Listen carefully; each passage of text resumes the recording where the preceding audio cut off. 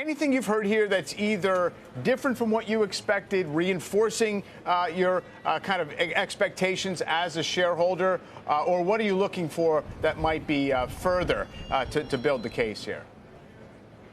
Yeah, so the really interesting thing to me is that Jensen's already starting to pivot away from data center. If you notice, as soon as we started having the conversation following DeepSeek around whether there was still some there as far as data center, or if we would start to see companies like Microsoft and Amazon and Facebook and others pull back on some of that CapEx that they promised in the data center space, Jensen's already talking now about autonomous driving as if it's here. He's already talking with other cell phone carriers about integrating the chips there instead of having them live inside of the data centers as a way to get to the mobile opportunity. So I think what's really interesting is he's already forecasting out years ahead where he sees Nvidia still playing a real role as far as the AI revolution is concerned, rather than sort of resting on their laurels and focusing on where AI is today and where that inference is happening in the data centers today. We should mention, of course, Malcolm joining us from Future Proof down in Miami Beach. We didn't just interrupt your vacation or anything like that, so that explains the backdrop. Gene, it all sounds great if Jensen is kind of broadening out the scope and talking about all these non-data center uses and the runway he sees there.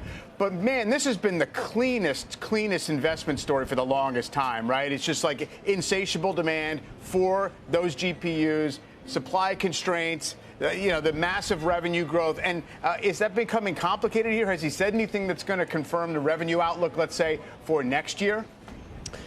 Well, if you want to read between the lines, there was a comment about revenue outlook over the next couple quarters. He said no one should buy Hopper. He laughed and said, "I'm the chief revenue destroyer. My salespeople are going to hate me." But he says that comment because he knows how strong Blackwell demand is. There's no scenario where, if he was concerned about where the business is in the current state, that he would make that joke. And so I think that that's one reading between the lines, and I agree with Malcolm. I think that the bigger picture, beyond just 1 or 2 quarters, the central question here is how long is this growth going to continue? And that goes back to a comment that he had on their last earnings call about this 100 to 1 million times more compute.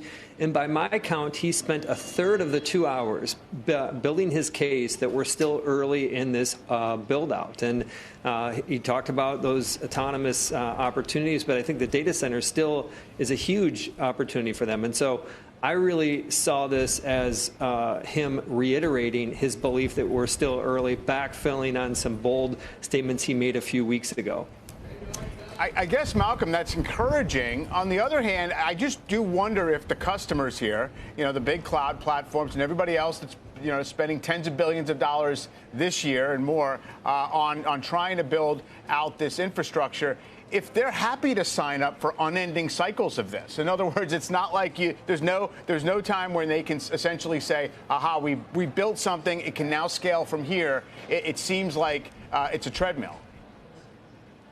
Well, I think the biggest challenge is they have to spend these tens of billions of dollars just to compete against everyone else who's spending tens of billions of dollars to be there, right? The risk of not building and spending the money to build out that data center is way higher than it is if you overbuild, and then you don't necessarily need the capacity that you thought you did. So I think realistically, the CapEx that we've talked about is baked in and is firm for 2025, regardless of whether we have suspicion that maybe they'll want to dial that back later on. I don't think they can afford to. I think there's constant worry that my next door neighbor, Google, for example, Alphabet, Google Cloud, is going to get there if I don't spend the money, if I'm Microsoft, to protect my moat as Azure.